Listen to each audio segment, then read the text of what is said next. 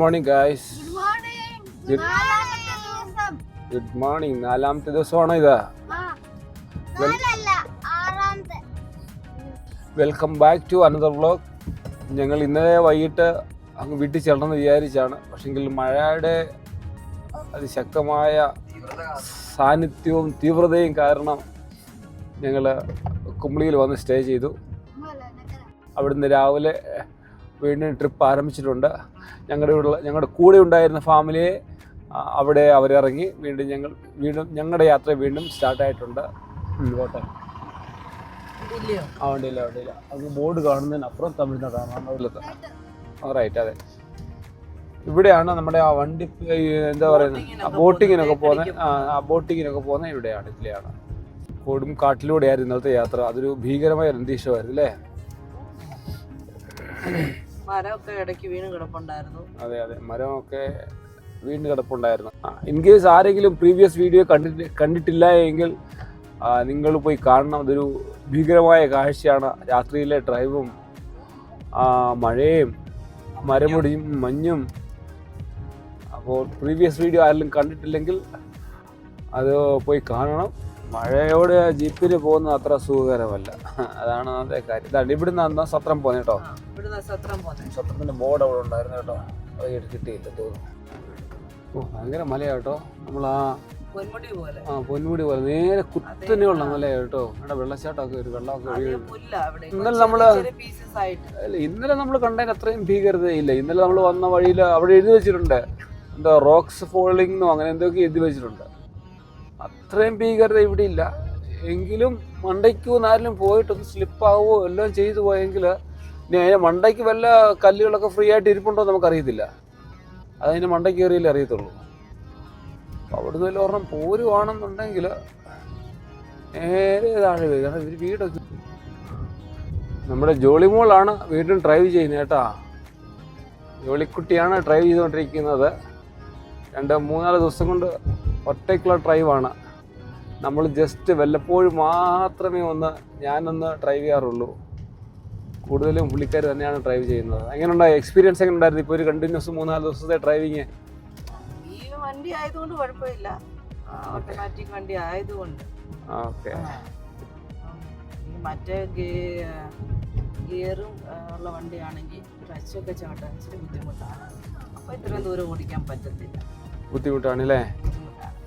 ഇത് യാത്ര സുഖമാണ് ഈ വണ്ടി, ഓട്ടോമാറ്റിക്കും കൂടെ ആയതുകൊണ്ട് നമുക്ക് വലിയ ബുദ്ധിമുട്ടില്ല. സൈഡിലിരിക്കുന്നത് ഓടിക്കുന്നത് എല്ലാം ഏകദേശം സെയിം ആണ്. ശ്രദ്ധിക്കാൻ വരും, തലകറങ്ങും, അങ്ങനെയുള്ള ബുദ്ധിമുട്ടുകളൊക്കെ ഉണ്ട്. ഇതാകുമ്പോൾ അത്ര വലിയ പ്രശ്നമില്ല അല്ലേ? ഓടിക്കുവാണെങ്കിൽ കുഴപ്പമില്ല, ഛർദ്ദിക്കാൻ പറ്റില്ല. വണ്ടി ഓടിച്ചിട്ട് എങ്ങനെയുണ്ട്? നല്ല എക്സ്പീരിയൻസ് ആണ്. ഞാൻ എത്രയും ദൂരമൊക്കെ ആദ്യമായിട്ടാ ഓടിക്കുന്നത്. ഓക്കെ. ഓവർടേക്ക് ചെയ്യാനൊക്കെ വണ്ടി എങ്ങനെയുണ്ട്? വലിയൊരിച്ചിരി കുറവെന്ന് തോന്നും ചില സമയത്ത്. എന്നാലും ഗിയറൊക്കെ തന്നെ അങ്ങ് ഓട്ടോമാറ്റിക്കായിട്ട് തന്നെ അങ്ങ് മാറ്റുന്നുണ്ട്. വണ്ടി ഒരു പശു ക്രോസ് ചെയ്യുന്നുണ്ട് ഇവിടെ. എന്തോ ഡേഞ്ചർ. നമുക്ക് ഇത്രയും സ്പീഡിൽ വരുന്ന റോഡില് പശുക്കളെ എങ്ങനെ അതൊക്കെ അങ്ങനെ തന്നെയൊക്കെയാ. പക്ഷേ ഓവർടേക്ക് ചെയ്യുന്ന സമയത്തുണ്ടല്ലോ, നമ്മൾ സ്പോർട്സ് മോഡിലോട്ട് ഒന്ന് കൺവേർട്ട് ചെയ്തിട്ടൊന്ന് ട്രൈ ചെയ്യണം. എളുപ്പം കയറാൻ പറ്റുമെന്നാണ് എനിക്ക് തോന്നുന്നത്. ഒരു വണ്ടിക്ക് ഒരു പവർ ആ സമയത്ത് കിട്ടുമെന്നാണ്. നമുക്കിപ്പം പെട്ടെന്ന് ഓവർടേക്ക് സ്വിഫ്റ്റിന് ഗിയർ ഡൗൺ ചെയ്താൽ മതി. അതില്ല, എനിക്ക് അതിനേക്കാളും എളുപ്പം ഇതാ തോന്നിയിരിക്കുന്നത്. എല്ലാം കൊണ്ടും എനിക്ക് ഈ വണ്ടിയാണ് ഇഷ്ടപ്പെട്ടിരിക്കുന്നത്. പക്ഷെ എനിക്ക് തോന്നില്ല മറ്റേ വണ്ടിയാണ് ഗിയറുള്ള വണ്ടിയാണെങ്കിൽ ലൈറ്റിന്റെ ഒരു ബുദ്ധിമുട്ട് എനിക്ക് ഫീൽ ചെയ്യും. പക്ഷെങ്കിൽ എനിക്ക് തോന്നുന്നത് മറ്റുള്ള വണ്ടികളെ അപേക്ഷിച്ച് ഗിയറുള്ള വണ്ടിയാണെങ്കിൽ നമുക്ക് ഓവർടേക്ക് ചെയ്യാൻ എളുപ്പമാണ്.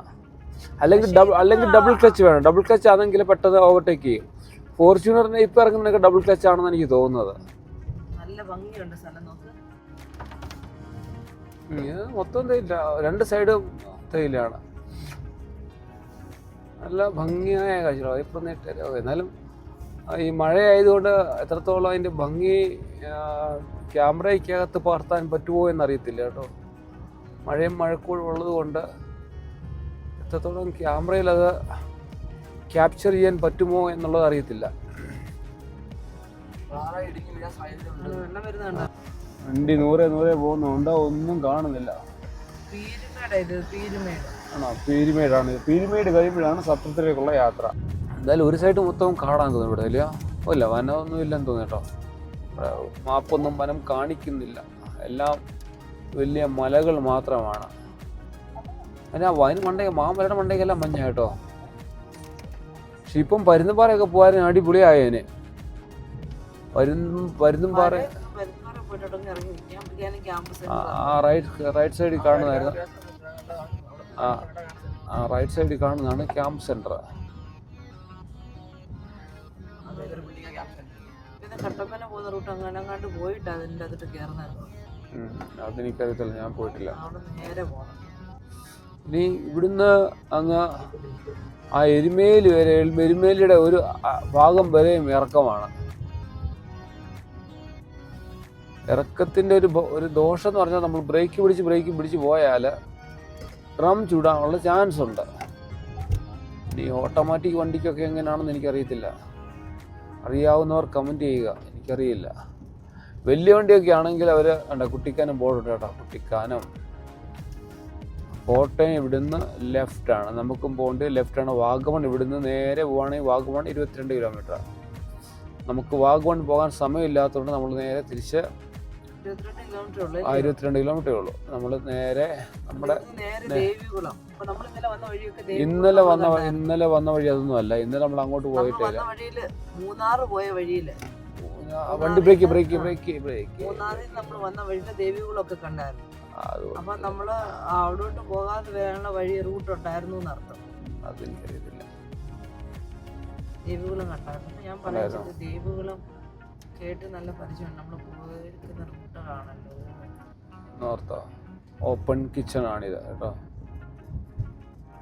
Open kitchen. Mary Queens 33 kilometre. നമ്മൾ 69 കാണാൻ തുടങ്ങിയതാണ് മേരി ക്വീൻസ്. ആണോ? നമ്മൾ കഴിഞ്ഞ ദിവസം പോയപ്പോൾ ചായ കുടിക്കാൻ മറിഞ്ഞ് വന്ന് കടയും കണ്ട എവിടെ കണ്ടെന്ന് തോന്നുന്നു കേട്ടോ.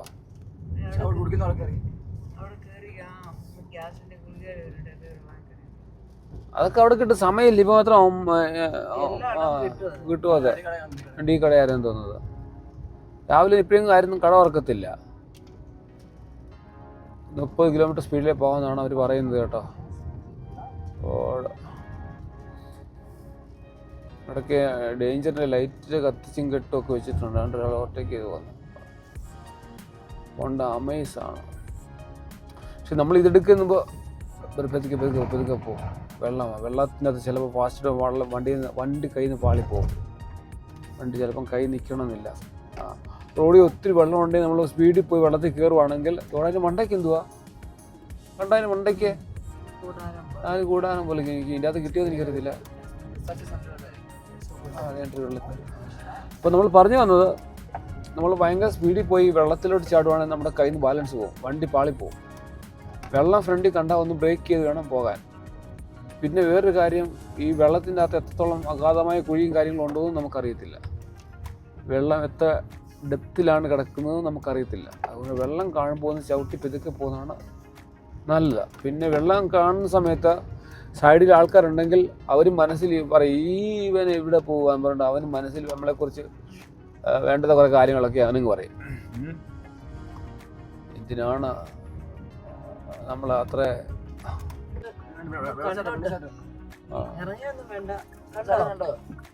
കണ്ടോ കഴിഞ്ഞ ദിവസം നമ്മള് നിന്ന് കണ്ട അതിന്റെ വെള്ളം കൂടിയപ്പം കണ്ടോ? അതിനേക്കാളും ഭംഗിയായില്ലയോ?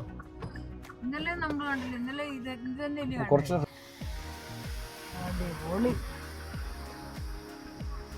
വരെ കിട്ടുമെന്നറിയത്തില്ല.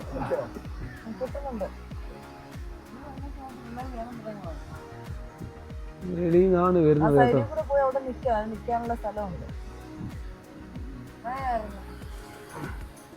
പിള്ളേർക്ക് എന്തോന്ന് മഴയാമേ. ആ പോട്ടെ പോട്ടെ പോട്ടെ പോട്ടെ പോട്ടെ. അപ്പോൾ നമ്മൾ ഓട്ടയ്ക്ക് അയ്യോ വണ്ടി വരുന്നുണ്ട്. അവർ ചിലപ്പോൾ ഇങ്ങോട്ട് കയറി വരും കേട്ടോ. അപ്പോൾ ഇതൊക്കെ ഇവിടെ കല്ലളെ കിടക്കുന്നുണ്ടോ വണ്ടി കല്ലോട്ട് പിടിച്ചിരിക്കുമല്ലോ. അപ്പോൾ ട്രാൻസ്പോർട്ടും കയറി വരും. ആ ഞാൻ ആ മല കല്ലിൽ കിടക്കുമായിരുന്നു. അവിടൊക്കെ മണ്ണ് താഴെയാണ് കേട്ടോ. വണ്ടി നിർത്തുവാണെങ്കിൽ ഇതൊക്കെ എടുക്കാന്ന് പറയാം. വണ്ടി നമ്മൾ ഓടിക്കൊണ്ടിരിക്കുമ്പോൾ എത്രത്തോളം ഒരു ബൈക്കുകാരൻ ഓവർടേക്ക് ചെയ്യാൻ ശ്രമിക്കുന്നുണ്ട്. ഒരു കാറ് വരുന്നു.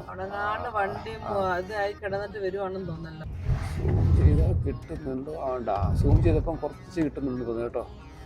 സൂം ചെയ്യുമ്പോഴത്തേക്ക് മുന്നിൽ മരങ്ങൾ മൊത്തം വരും. അതാണ് വേറെ പ്രശ്നം. ഒത്തിരി ഉള്ളപ്പോൾ അതിന്റെ ഇടയിലെല്ലാം ഇങ്ങനെ വെള്ളം വരുന്ന കാണാൻ പ്രത്യേകിച്ച് മഴയും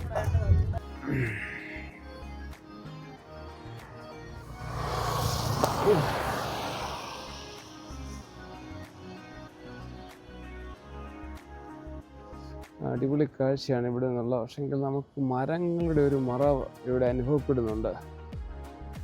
അങ്ങോന്ന് വണ്ടി വരെ നിങ്ങൾക്ക് കാണാമെന്ന് തോന്നുന്നു. മരങ്ങൾ ഭയങ്കരമായിട്ട് നിൽക്കുന്നതുകൊണ്ട് എത്രത്തോളം കാണാൻ പറ്റുന്നുണ്ട് എന്നറിയത്തില്ല. മരങ്ങൾ ഇങ്ങനെ നിൽക്കുന്നതുകൊണ്ട് ഇങ്ങനെ കാണാൻ പറ്റുന്നുണ്ടോ എന്നറിയത്തില്ല. എനിവേ റൈറ്റ് സൈഡിൽ നല്ല വ്യൂ ആണ്. പക്ഷേങ്കിൽ പ്രശ്നം എന്ന് വെച്ചാൽ റൈറ്റ് സൈഡിൽ വണ്ടി പാർക്ക് ചെയ്യാനുള്ള ഒരു ഓപ്ഷൻ ഇല്ല. അതാണ് നമ്മുടെ താഴെയാണ് മഞ്ഞൊക്കെ നിൽക്കുന്നത്. പക്ഷേങ്കിൽ എന്ത് ചെയ്യാനാ, ഭാഗ്യമില്ല എന്ന് പറഞ്ഞതിൻ്റെ കൂട്ട് നമുക്ക് വണ്ടി പാർക്ക് ചെയ്യാനുള്ള സമയമില്ല. അതുപോലെയൊക്കെ സമയവും വളരെ കുറവാണ് നമ്മുടെ മുമ്പിൽ. അതെ അങ്ങോട്ട് പോയപ്പോൾ ഇത്രയും വലിയ കാഴ്ചകളില്ലായിരുന്നു. ഇവിടുന്ന് എല്ലാവരും ഫോട്ടോ എടുക്കും കേട്ടോ. എല്ലാവരും ഫോട്ടോ എടുക്കും. നിർത്തുന്നുണ്ടല്ലോ എല്ലാവരും വീഡിയോ നിർത്തിയിട്ടുണ്ടല്ലോ. അത് തന്നെയാണ് ആ ഒരു രക്ഷയില്ലാത്ത റൂട്ടാണ്. ഈ സമയത്ത് മൂന്നാറൊക്കെ പോവുകയാണെങ്കിൽ നോക്കാം നമുക്ക് കിട്ടുമല്ലോ. ഈ മരങ്ങൾ വീടുകൾ ഇങ്ങനെ നിൽക്കുന്നത് കൊണ്ടാണ്. അപ്പോൾ നിങ്ങൾക്ക് എന്തോന്ന് ഞങ്ങൾ ഇതിനേക്കാളും വലുത് കണ്ടിട്ട് വന്ന് കിടക്കുന്ന ആൾക്കാരാണെങ്കിൽ നിങ്ങളൊക്കെ ഒന്ന് കമൻറ്റ് ചെയ്ത് നോക്ക്. ഒരു രക്ഷയില്ലാത്ത മഞ്ഞാണ്. മരങ്ങൾ നിൽക്കുന്നത് കൊണ്ട് നമുക്ക് വൃത്തിയായിട്ട് കാണാൻ പറ്റുന്നില്ല. ബൈ റോഡിൽ നിന്ന് വരുന്ന വണ്ടികളാണ് ബ്രേക്ക് ചെയ്യേണ്ടത്. അത് ബ്രേക്ക് ചെയ്യണം. ഇപ്പോൾ നമ്മൾ 45 ഒരു ഐഡിയയും ഇല്ല. സ്ഥലം ഇവിടെ നിന്ന് വായിക്കാൻ പറ്റുന്ന ആരെങ്കിലും ഉണ്ടെങ്കിൽ വായിക്കുക.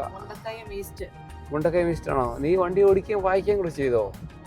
ഓ വെരി ഗുഡ് യാർ. Your eyes is too strong. അങ്ങോട്ട് ലെഫ്റ്റ് തന്നെയാണ്. അത് ടൗൺ ഇതാണ് പ്രൈവറ്റ് ബസ് സ്റ്റാൻഡ്. ചോദിക്കണം ആരുടെയും വന്ന്. പുള്ളി പറഞ്ഞ റൈറ്റ് എന്നല്ലേ പറഞ്ഞു. അതുകൊണ്ടാണ് ഞാൻ ചോദിക്കുന്നത്.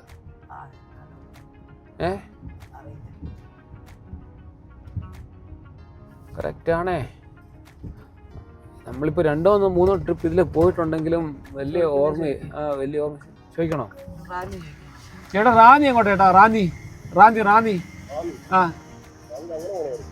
ആ മറ്റെല്ലാവിടെ താഴെ കൂടെ പോകണമായിരുന്നു അല്ലേ? ശബരിമലയ്ക്ക് പോകുന്ന റോഡ് പിടിച്ചു പോകണല്ലേ? എരുമേലൂർക്ക് പോകണത്. അതാ മറ്റേ ആള് വലിയോ റാന്നിക്ക് പോന്നല്ലേ? ഓക്കെ ആ തിരിച്ചു വരാം. അതാ നമുക്ക് പ്രാന്തിക്ക് അതാ എളുപ്പം. അതാ ഞാൻ പറഞ്ഞില്ലയോ. മുണ്ടക്കയം ആക്ച്വലി നമുക്ക് മുണ്ടക്കയം ടൗണിൽ വരണ്ടായിരുന്നു. അല്ലെങ്കിൽ ഇവിടെ നമുക്ക് അറിയാത്ത റോഡിൽ കൂടെ പോകേണ്ടി വരും. തിരിച്ച് അമ്മ അവിടെ മേളിൽ കൊണ്ട് തിരിക്കാൻ വേണ്ടി അവിടെ മേളിൽ കൊണ്ട് ഓട്ടോ സ്റ്റാൻഡ് ഉണ്ട്, അവിടെ കൊണ്ട് തിരിക്കാം. എനിക്കൊരു ഡൗട്ട് ഉണ്ടായിരുന്നു, അത് കറക്റ്റായിരുന്നു. ഇത് നമുക്ക് അറിയാത്ത റൂട്ട്. എന്തിനാ അറിയാത്ത റൂട്ട് പിടിച്ചു പോകുന്നേ? അറിയാവുന്ന റൂട്ട് പിടിച്ചു പോവാം.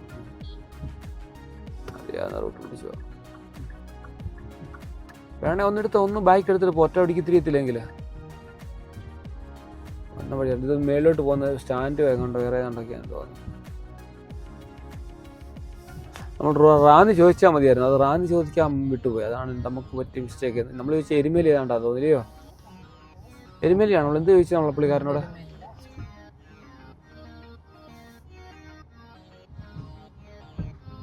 റാന്നി ചോദിച്ചാൽ മതിയായിരുന്നു. റാന്നി ചോദിച്ചായിരുന്നെങ്കിൽ ആയിരുന്നു. ഇവിടുന്ന് വെതുക്കെ റൈറ്റ് എടുത്തു.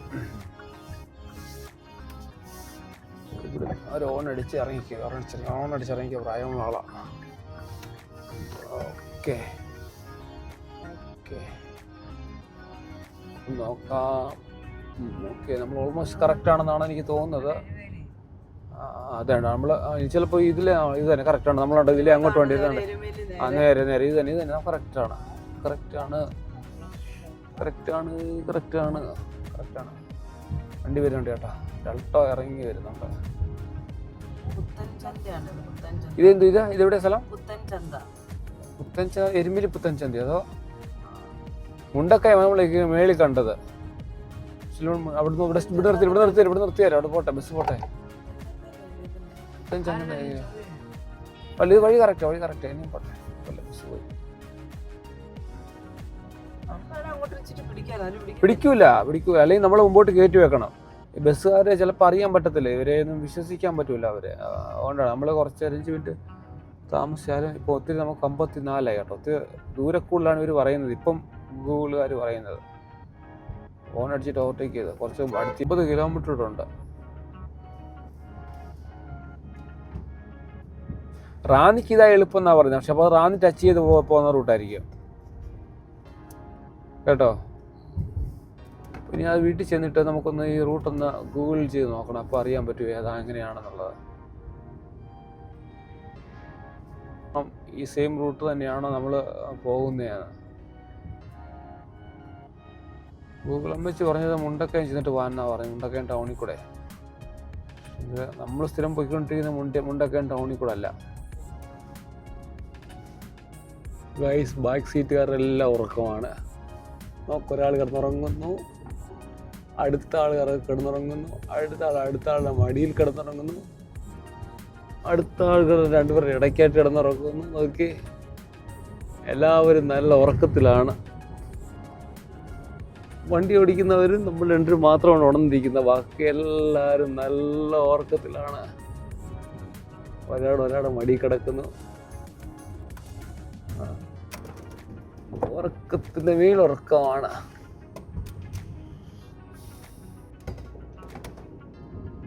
പിന്നെ വണ്ടി ഓടിക്കുന്ന ആൾ മാത്രം ഉണർന്നിരിപ്പുണ്ട്. വണ്ടി ഓടിക്കുന്ന ആൾ ഞാനും ഇട്ട്. പിന്നെ എങ്ങനെയുണ്ട് എക്സ്പീരിയൻസ് പറയൂ, ഇത്ര നേരം ഓടിച്ചിട്ട്? പക്ഷെ മഴയൊക്കെ ഒന്നും മാറിയില്ലേ? മഴ മാറിയതിൻ്റെ ഒരു സമാധാനമുണ്ട്. പിന്നെ നമുക്ക് വലിയ കഷ്ടപ്പെട്ട റോഡുകളും ബസ് വരുന്നുണ്ട്. അവിടെ ബ്രേക്ക് ചെയ്യണം. അല്ലെന്നുണ്ടെങ്കിൽ കാറുകാർ ബ്രേക്ക് ചെയ്യട്ടോ. അത് എല്ലുകാരാ. അപ്പോൾ അവരങ്ങനെയൊക്കെ ഉള്ളത് കൊണ്ട് നമുക്ക് ഇനി വിട്ടു പോരാൻ പറ്റി. അതിൻ്റെ ഇടയ്ക്ക് 1-2 റോഡും തെറ്റിയില്ലയോ? ഗൂഗിളുകാർ നമ്മളെ എപ്പോഴും ചതിക്കുകയാണ്. വളവാ അവിടെ.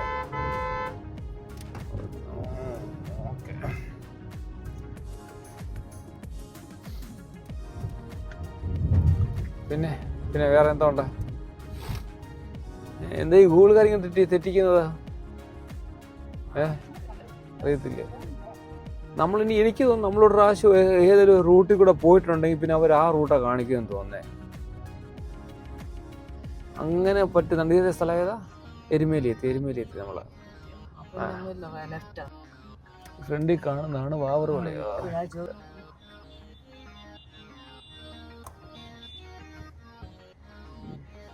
പോട്ടെ. നമ്മുടെ ഈ ക്യാമറ ഇടയ്ക്കിടയ്ക്ക് പണി തരും നമുക്ക് കേട്ടോ. നമ്മുടെ ക്യാമറ നമുക്ക് ഇടയ്ക്കിടയ്ക്ക് ഓരോ പണി തരുന്നുണ്ട്. ഒന്ന് വൈപ്പർ അടിച്ചാൽ ബസ് വരുന്നുണ്ട്. AC ഓഫായോ? ഇവിടെ കണ്ടൊരു അമ്പലം കൂടെ ഉണ്ടല്ലോ. അതെന്ത് നമ്മൾ കണ്ടില്ലല്ലോ. കണ്ട അമ്പലം ഉണ്ടായിരുന്നു. അമ്പലം ഇതാണ് അമ്പലം.